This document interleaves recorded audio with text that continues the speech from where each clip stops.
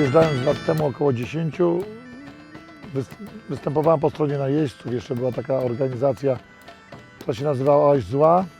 A wychodząc na pole bitwy zawsze przegrywaliśmy bardzo mocno. Próbowałem coś robić, okazało się, że jednak Oś Zła nie jest w stanie jakby się reformować na tyle, żeby można zrobić jakąś rewolucję, można powiedzieć, ewolucję, bo wolę zawsze słowo ewolucja niż rewolucja. I zaczęliśmy tworzyć coś innego, zaczęliśmy się przyjaźnić z innymi grupami z Polski, głównie to były grupy z północy, bardzo dobre grupy. Zaczęliśmy walczyć koło siebie, zaczęliśmy wspólne treningi i padł pomysł, że będzie to Armia Bolesława. Armię Bolesława tworzyło bardzo wiele drużyn, więc zdecydowaliśmy, że coś musimy zrobić, żeby się odróżniać. I stwierdziliśmy, że będziemy nosić czerwone opaski na ręce. A jako, że jestem leworęczny, zawsze staliśmy na lewym skrzydle, bo mi się lepiej dowodziło. Powstała druga człon jakby nazwy, czyli człon Red Wing. Red Wing, czyli skrzydło. A że mieliśmy czerwone opaski, więc było czerwone skrzydło.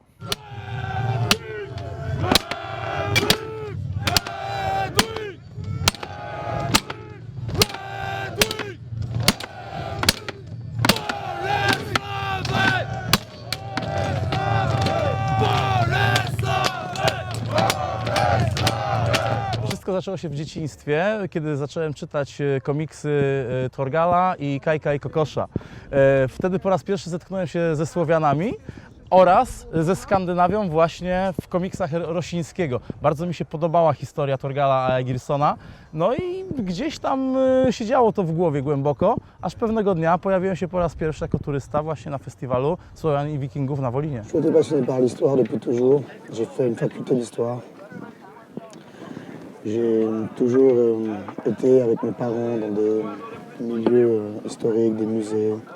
J'ai découvert la reconstruction médiévale sur des marchés historiques en France. Historią byłem zainteresowany od dziecka, głównie ze względu na moją mamę, która jest nauczycielką historii, oraz mojego ojca, który jest żołnierzem, już emerytowanym. I oni mnie zainteresowali dawnymi podaniami, mitami, wiecie, tym całym etosem wojownika. Dużo też było opowieści mojego dziadka od strony mojego taty. Poza tym w dość młodym wieku zaczytywałem się w książkach beletrystycznych o właśnie dawnych wojownikach. Też fantastyka, nie powiem, tutaj Władca Pierścieni, tu gdzieś się przewinął. Mentalnie byłem zbliżony do ludzi tej epoki i jak kiedyś czytałem na przykład jedną z powieści Bergstona, duńskiego historycznego powieściopisarza, to zauważyłem, że tam są ludzie sami jak ja, więc nie musiałem się do nich dopasowywać, tylko starałem się być w środowisku ludzi, którzy byli tacy jak ja mentalnie. We're a fighting group. We like the history and the crafts and everything that goes with the reenactment scene, but our priority is to fight. Zawsze miałem tą ciągotę do walki. Taką, nie wiem, słowiańską krew, duszę, nie wiem, zawsze chciałem walczyć. I mnie wciągło, głównie walka mnie wciągła w to wszystko. Lubię się bić z chłopakami, co jest dla mnie, kurde, super. A historia przyszła do mnie ze spokojem sama. I tak jak się przyjmowałem tu do drużyny, to tak mi powiedzieli: mały, ty się nie przejmuj w ogóle historią, bo to przyjdzie sobie ze spokojem samo. Ty będziesz wiedział wszystko w innym czasie, nie? Y que toda mi vida me ha gustado mucho la historia y gracias a mi padre, que siempre me contaba cosas pues de diferentes hechos históricos. Y bueno, pues de esa forma conocí lo que es la recreación y me pareció que era muy interesante no solo estudiarla, sino de alguna forma pues revivirla mediante lo que hacemos.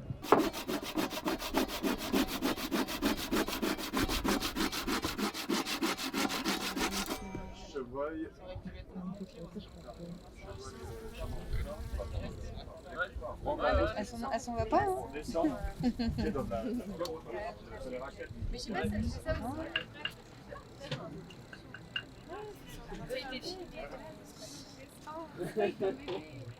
To nie możemy mamy tego poplątać. To jest to samo co to. Tak.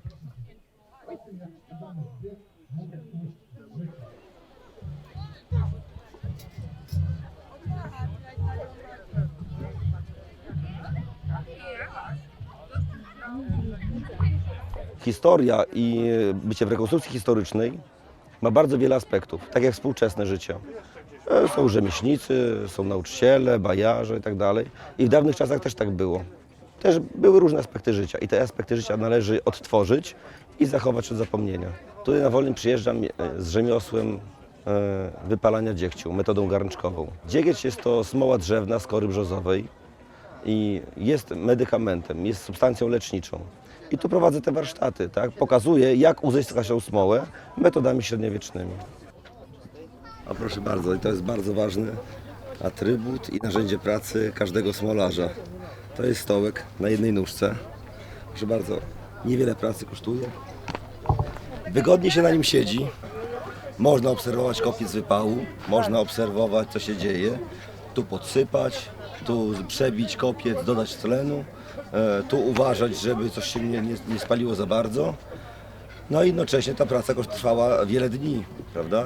I trzeba było bardzo uważać, żeby na dyżurach nie zasnąć. A taki stołek ma taką właściwość, że kiedy przysypiamy, tak, to wstajemy i na takim stołku nie da się zasnąć, bo człowiek od razu spada. I oczywiście drugi atrybut, łopata, okuta wiązowa, bo często trzeba było zasypywać coś, co się pali za bardzo.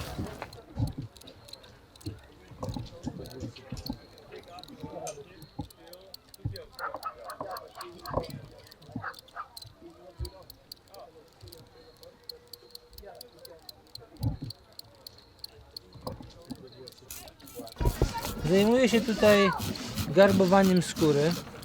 Dzik ma bardzo grube włosie, przebijające na drugą stronę, więc nie można było robić z tego żadnych raczej ubrań, a za to były idealne do robienia tarcz, wzmacniały. Garbowanie ma bardzo obrzydliwy zapach, nie była to nieznośna praca, dlatego garbownicy zawsze mieszkali gdzieś na uboczu, trzymali się od wszystkich z daleka, ale byli bardzo potrzebni.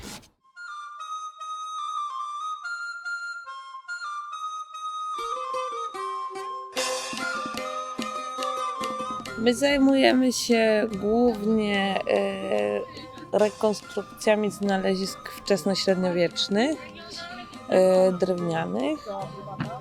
Staramy się wykonywać dużo rzeczy ręcznie, korzystać ze wzorów, które zostały gdzieś tam opracowane, ze wzorów historycznych. Pracujemy w różnych gatunkach drewna, często przy użyciu po prostu tradycyjnych ręcznych narzędzi. W zależności od tego, co wykonujemy. Czasami trzeba się wspomóc z jakąś nowszą technologią też. Ja zostałam w drużynie rzeźbiarzem. Wykonuję repliki ozdób wczesnośredniowiecznych. Jest ogromna precyzja wykonania tych przedmiotów, jakieś skomplikowane wzornictwo. W niektóre kultury, Skandynawia to wzory głównie zoomorficzne, słowiańszczyzna to wzory geometryczne bądź roślinne, ale na przykład Bałtowie, jakaś wzornictwo z kosmosu. Swoją postawą, z tym co prezentujemy, rzemiosłami obalamy mity, że średniowiecze było szaro, burę, nudne, prymitywne. Średniowiecze było kolorowe, piękne, ciekawe, wesołe, przepych tak samo panował jak i dzisiaj w różnych dziedzinach.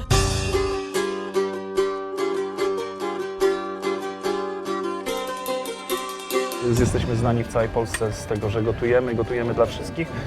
Staramy się, tak naprawdę dziewczyny gotują, a my tu jesteśmy tylko pomocnikami do tego, żeby rąbać drzewo i wydawać, a one pichcą, nasze kobiety.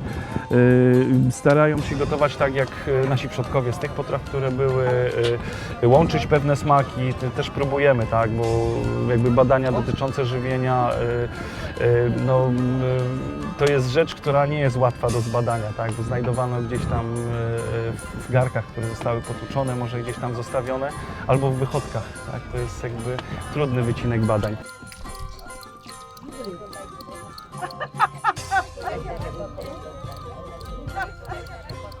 W książkach od historii, od języka polskiego uczymy się i są grube rozdziały o starożytnym Rzymie, o Grecji. Ja wiem, że to wywarło bardzo duży wpływ na kulturę europejską. Jesteśmy Europejczykami, ale no, jesteśmy Słowianami, a gdzieś ta nasza słowiańszczyzna po prostu nam zaczęła umykać. Więc dla mnie jest to ważne, żeby powiedzieć ludziom, kim jesteśmy i skąd jesteśmy.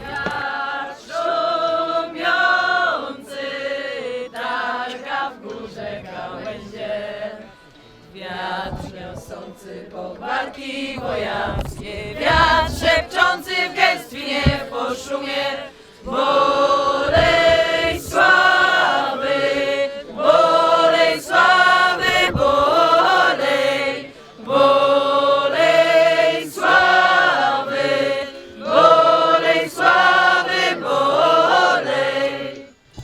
Zostałem poproszony jako starszy drużyny Grodu Chorodna o wykonanie podszczyżyn.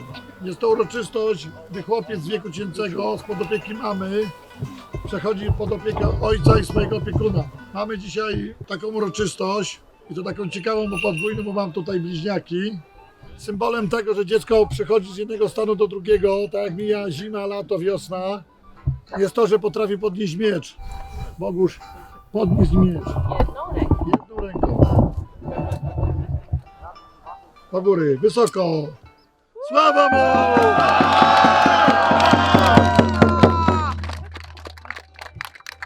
Podstrzyżenie to znaczy, że coś musimy podciąć. Pierwszy kosmyk podarujemy przodkom jego, aby się nim opiekowali. Niech mają go w opiece w jego nowym dorosłym życiu.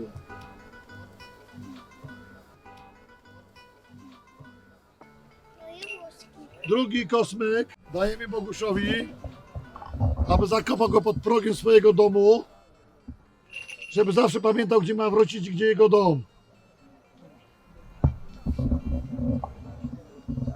Trzeci kosmyk włosów przekazujemy jego matce, bo tyle jej zostało po synie. Akurat dzisiaj nie mamy, więc Bogupa, w twoje ręce nie pomyl woreczków.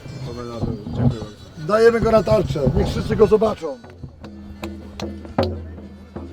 Sława motocyklu!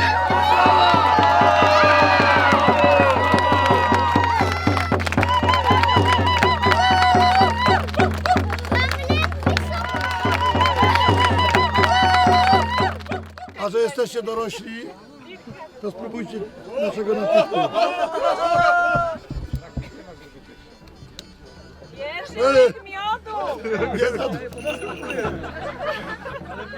Bogupa, coś ty ich nauczył.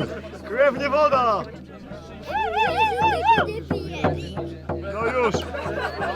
Wystarczy.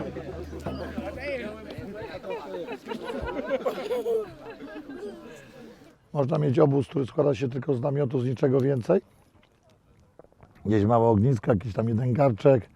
Albo zamiast garczka zamówić pizzę, ewentualnie pójść zjeść do baru. My staramy się robić wszystko na miejscu, czyli robić jedzenie i tak dalej.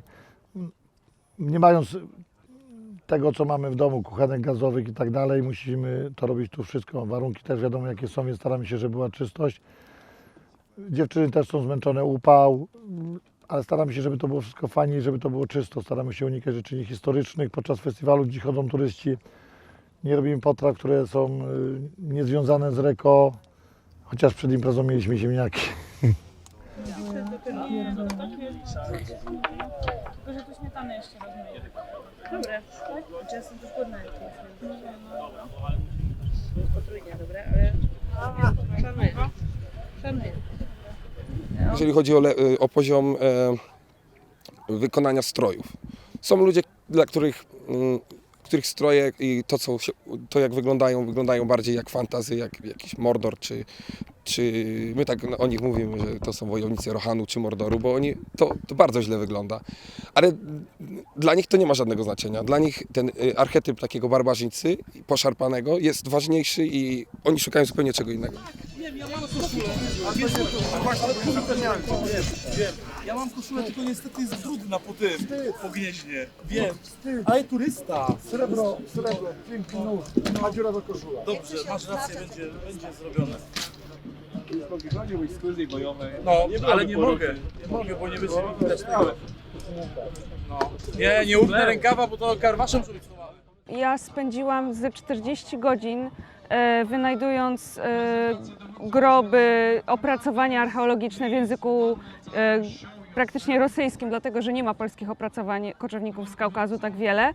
I później tłumaczyłam to Google Translatorem na polski, a później jeszcze analizowałam godzinami, więc to później ubrać się w te wszystkie rzeczy, które wiesz, że były szyte ręcznie i tak ludzie się ubierali w epoce. w pewnym momencie chwilami jest w stanie się poczuć tą, powiedzmy, bajkę, my to nazywamy. Des jeux des petits enfants, t'as pas vu? Parfois qui ressort là, les petits enfants qui jouent et tout, ça donne trop. Enfin, ça leur fait des putains de souvenirs. Moi, quand j'étais petite, j'avais pas des belles photos comme ça. Kobiety niestety w tych czasach mają trochę inne wymagania, inne oczekiwania od Reko. One myślą, że jedziemy na wyjazd, coś śpi się w fotelu, nie ma nic, jest super, jest gdzie się umyć, a to jednak odtwarzamy życie, które było kiedyś. No nie jest łatwo. Śpimy w namiotach, śpimy na ziemi, na skórach, jest robactwo. No, współczesna kobieta nie jest do tego przyzwyczajona zbytnio. Brud i niezbyt estetyka jedzenia jest masakryczna, po prostu ciężko utrzymać higienę, a jestem dosyć uwrażliwiony. Dla mnie to w ogóle nie jest problem.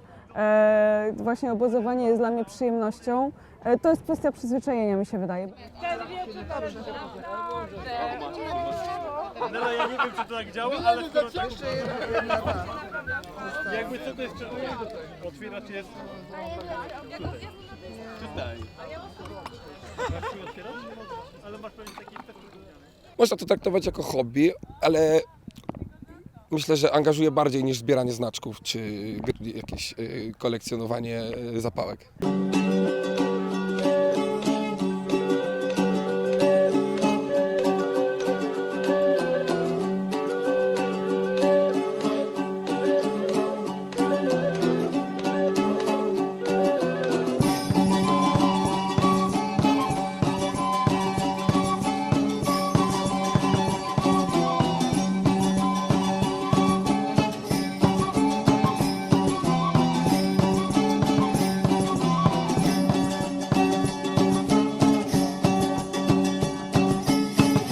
Una de las cosas que me parece más importantes y más llamativas es recrear la sencillez con la que las personas vivían en la Edad Media. Que el juntarnos todos alrededor de una hoguera sin necesitar calefacción porque tienes la hoguera, sin necesitar un sofá porque te sientas encima de un taburete o de donde puedes, contar historias, es crear grupo. Y al margen de eso, por supuesto, la lealtad que el resto de la gente te ofrece y el honor de pelear juntos. Ja widzę, że tam trener, który już starzał, proszę Państwa, siwizna mu się rzuca na skronie, ale jeszcze dopinguje swoich zawodników. Ależ teraz mocno poszli do przodu. Co tu się dzieje? Nie ma miejsca. Sędziowie tłuką po łbach kijami zawodników. No, proszę Państwa, zrobiła się zadyma. Absolutnie jakaś mgła. To jest generalnie niebezpieczny sport, ponieważ czasami adrenalina i gniew bardzo nas wszystkich ponosi. Zdarzają się kontuzje, mniejsze lub większe. W pewien sposób no, dorosły facet, co prawda, tak, ale zaspokaja też swój taki instynkt i ta adrenalina gdzieś i te złe emocje mogą się wydostać. Było tamten, Idźcie do przodu! Z jednej strony jest grupa francuska.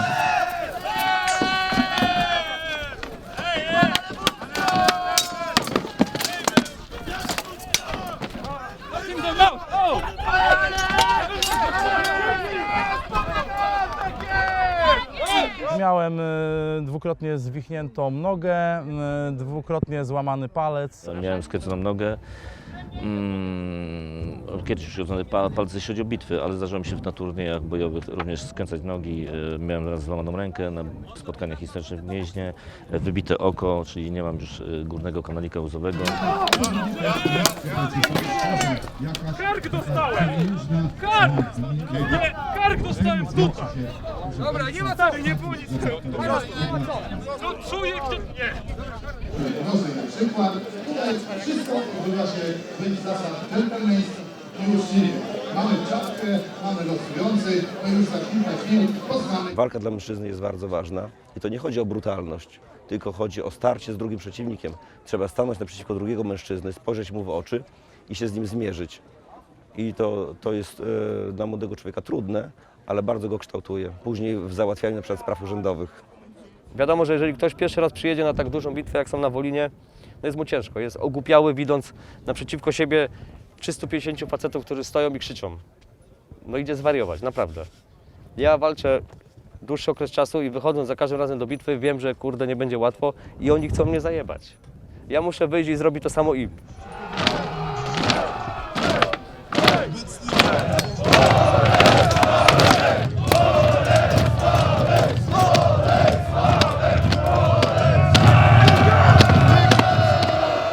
Stanęłam przed wyborem albo taniec, który odbywał się w tym samym czasie co treningi, albo walka. Zastanawiałam się około 10 minut i stwierdziłam, że jednak walka. Szukałam w różnych grupach rekonstrukcyjnych i trafiłam na jedną z nich, gdzie już na stronie internetowej było napisane: kobiety nie mogą walczyć. To mnie zniechęciło od razu, nawet do nich nie napisałam ani nic z tych rzeczy.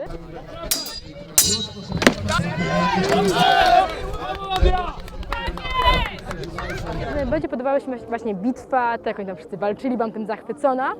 Ale mam taka, no nie, że to boli, to będzie nieprzyjemne, no chyba nie będę walczyć, nie? I dopiero myślałam, że zajmę się czymś innym, jakimś rzemiosłem, ale jak już przyszłam na trening, jak zobaczyłam, jakie to jest fajne, to dosyć się uaktywniły te wszystkie, są to sportowca, nie ten duch rywalizacji, stwierdziłam, że ja w tym zostaję jednak, że ta walka to jednak jest zbyt fajna sprawa. Well, we know historically that women fought. It's a little more complicated in this because I discourage women in our group from fighting. Although it's not prohibited, I discourage it only because they in fact can't recover from the injuries as well as a man for biological reasons, you know. Raczej staramy się zniechęcać, tak? No, rola kobiety, ja myślę, że to jest ta, która powinna pilnować domowego ogniska, być piękna, ładna, zajmować się domowymi pracami, więc raczej zniechęcamy dziewczyny do walki. Dla mnie w ogóle kobieta to jest istota, która nie powinna walczyć. To jest podstawa wszystkiego, bo to jest kobieta stworzona do innych celów i powiedzmy wyższych. Facet ma zapieprzać, ma się bić, pracować w kopalni, wykonywać wszystkie ciężkie roboty, ale na pewno nie pozwalać kobiecie walczyć. Po to właśnie stworzono moim zdaniem mężczyznę, żeby tę kobietę bronił. Mam taki etos szlachetnego faceta.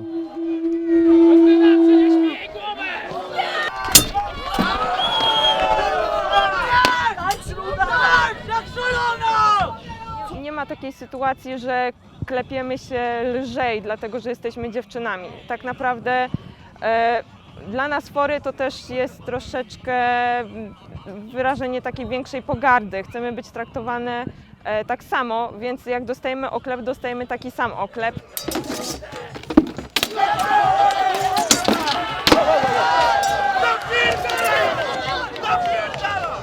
Inna rekonstruktorka, Jorun, ona zaczynała u nich walczyć jeszcze przede mną, jeszcze zanim dołączyłam do jej drużyny i na przykład ona spotkała się z wieloma trudnościami. Jej mówili, że nie powinna walczyć, jak wyszła do pierwszego turnieju 5 na 5. Jak przeciwnicy skapnęli, że jest kobietą, to walili jeszcze mocniej, i to specjalnie w nią, żeby pokazać jej, gdzie jest jej miejsce. Il y a 3 ans, on était les seuls à avoir l'autorisation que les femmes se battent. Et ça a été très difficile avec les groupes en face de nous. Il y a même des hommes qui sont venus dans la ligne pour s'en prendre directement aux femmes. Wychodzimy z nimi na pole bitwy, stoimy w jednej linii i nie ma gadania, że ej babo, przesuń się czy coś w tym stylu. Wszyscy są niesamowicie wspierający. Nawet jeżeli ktoś tam krzywo na to patrzy, to w bitwie jesteśmy równi. Przynajmniej ja to tak odczuwam. Staliśmy w jednej linii, strzeżonych 2 facetów. No, słyszałem, że jakieś kobiety walczą. No, to chyba po naszej stronie. A, to chuj, to przegramy. A tak stoję obok, jest takie... Serio? Serio? Przed chwilą właśnie zabijam naszego przeciwnika. Serio? Uratowałam was, serio? Często też są mocno zaskoczeni, kiedy dostaną podczas bitwy od kobiety i zostaną po prostu zdjęci, a później słyszą damski głos, jeżeli mają jakieś ale na przykład. I zdarzyły mi się takie sytuacje i dla mnie były bardzo zabawne ogólnie.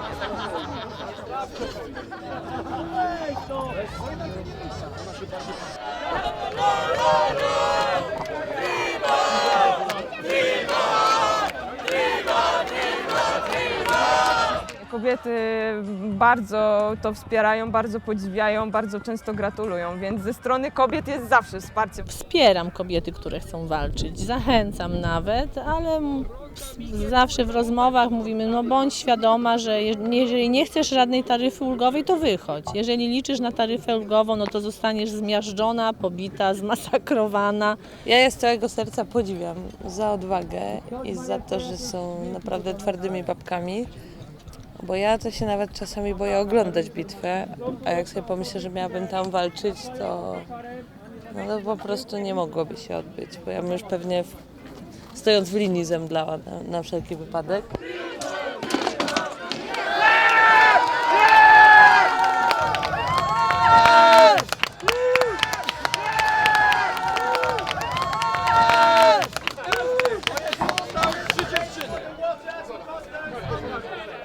Tutaj spotkałam się z bardzo dużym wsparciem, także dużo mężczyzn mówiło, że na przykład takie zdania typu, no w sumie nie podoba mi się to, że kobieta walczy, bo wydaje mi się, że nie jest to jej miejsce, ale jak chce, droga wolna, w sensie nie będę ci bronił, ci pomogę, jeżeli chcesz, nie?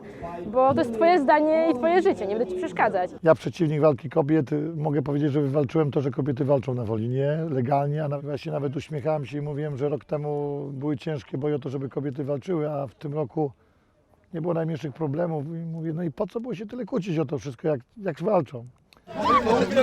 Gratuluję, ratujesz honor drużyny, wreszcie ktoś z tego za coś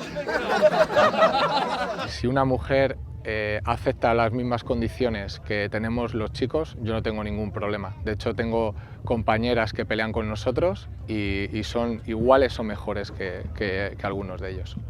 Jeśli ma chęć walki, broń i nie obchodzi mnie i zbroję na sobie i staje przeciwko mnie, nie obchodzi mnie totalnie co ma w spodniach, niech się liczy na uczciwą walkę, to jej mogę obiecać.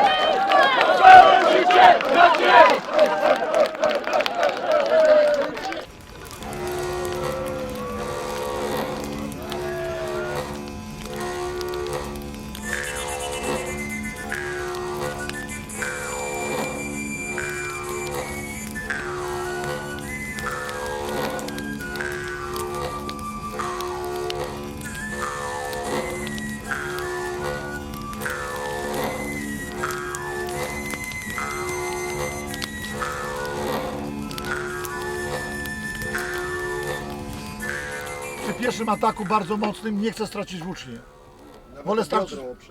Wolę stracić tarczownika, wolę stracić Duńczyka, włócznie mają zostać, bo jeśli spadną to i zrobimy zwał trupów, to byli Rusy w drugiej części. Rusy, prawdę mówiąc, byli o tak rzadziutko i się trzymali na trupach. Żaden nie poszedł na takich trupów. Krok, zdobywamy pole. Tu flanki widzą, że się coś przesuwa, też zaczynają bardziej zaczynają atakować. Oni jak widzą, że wy zaczynacie iść do przodu, to zaczynają się cofać. To jest to, co Luby mówił, dlaczego my się cofnęliśmy w którymś momencie. Oni zrobili 3 kroki, nasi ludzie zrobili 4 kroki do tyłu, właściwie bez potrzeby. Sprawa jest bardzo ciężka.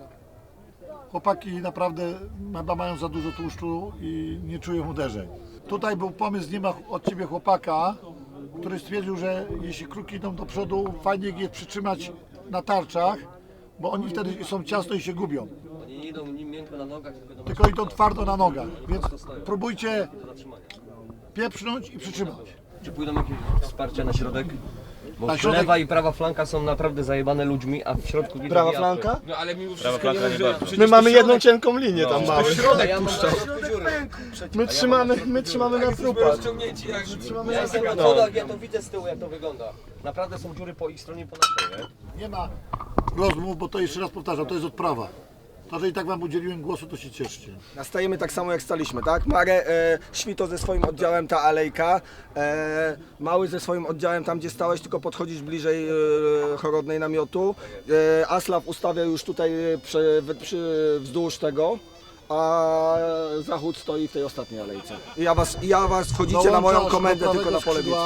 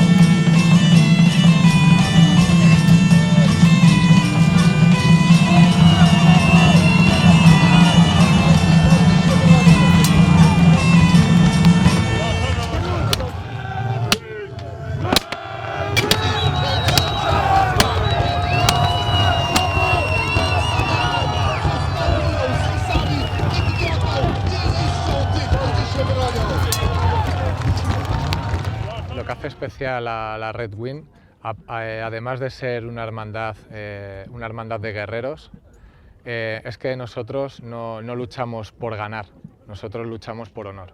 Na pewno jestem dumny, że jestem dowódcą Red Wing, to jest podstawa, bo ci ludzie są wspaniali, oni przebywają tu 2000 km po to, żeby walczyć razem, żeby być razem. Że są animozje między ludźmi, to jest normalne. Natomiast moim zadaniem jest, żeby tych animozji było jak najmniej. Jeżeli okładacie się co drugi dzień płaskownikami i nabijacie sobie siniaki, a potem jecie z jednego gara, z jednego ogniska i śpicie w jednym namiocie, te więzi są bardzo silne. I find that in normal life it might take 10 years to make a proper friend who you can trust. Doing this in the shield wall, you have to trust each other absolutely. It cuts out all the bullshit. Boire du vin du matin au soir. Amis buvons, mes chers amis buvons, mais n'y perdons jamais la raison. À force de boire, l'on perd la mémoire. On va titubant le soir à tâtons. Staram się, żeby stworzyć, zabrzmi to może dziwne stado. Stado, które dba o silnego członka, słabego członka. Każdy ma tą samą wartość. Nieważne, czy jest dowódcą, czy jest pierwszy raz na Wolinie, czy jest pierwszy raz na jakimś treningu. Każdy jest ważny dla nas. Pada deszczyk, pada na moja rozsada. Oj kiedy z Rakowic wyjadł. Oj kiedy z Rakowic wyjadł. Sama ta formuła Red Wingu to jest w zasadzie to jest grupa przyjaciół, którą tworzymy i razem się bawimy, razem świętujemy po zwycięstwach, razem opakujemy porażki. This is a typical drink from the north of Spain. You want it? Okay. Go for it. Gracias, thank you. Mamy bardzo bliskie przyjaźnie drużynowe i w zasadzie to jest taka bardzo, bardzo trwała ekipa, z którą można porozmawiać na co dzień i znamy się bardzo dobrze, znamy swoje wzajemne problemy.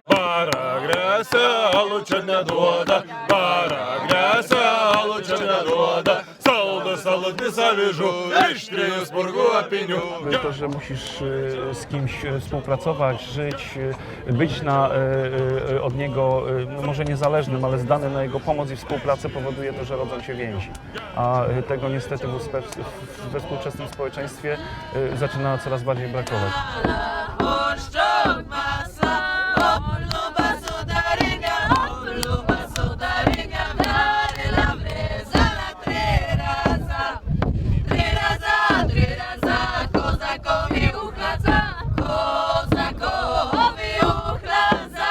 Bardzo podoba się Red Wing, bo to jest jak druga сім'я.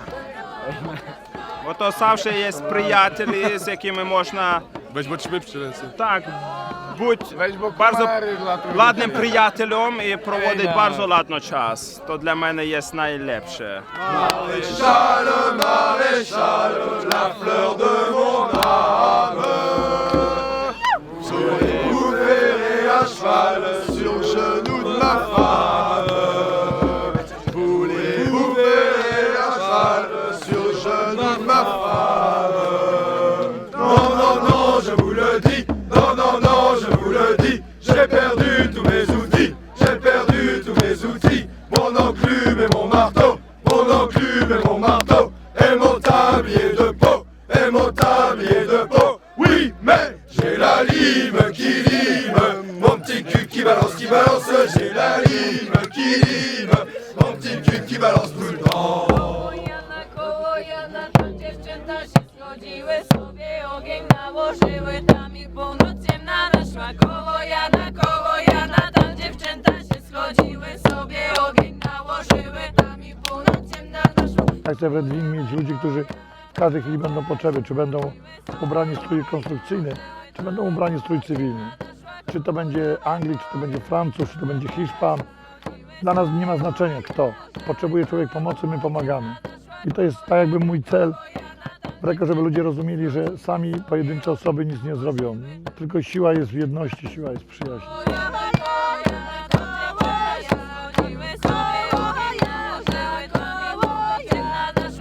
Dla jednych jesteśmy armią, która wychodzi przeciwko armii Jonsborga na Wolinie. Dla nas jesteśmy grupą przyjaciół, którzy chcą się fajnie bawić, chcą podnosić poziom rekonstrukcji. Wiedzą, co to honor, przyjaźń i wzajemna pomoc.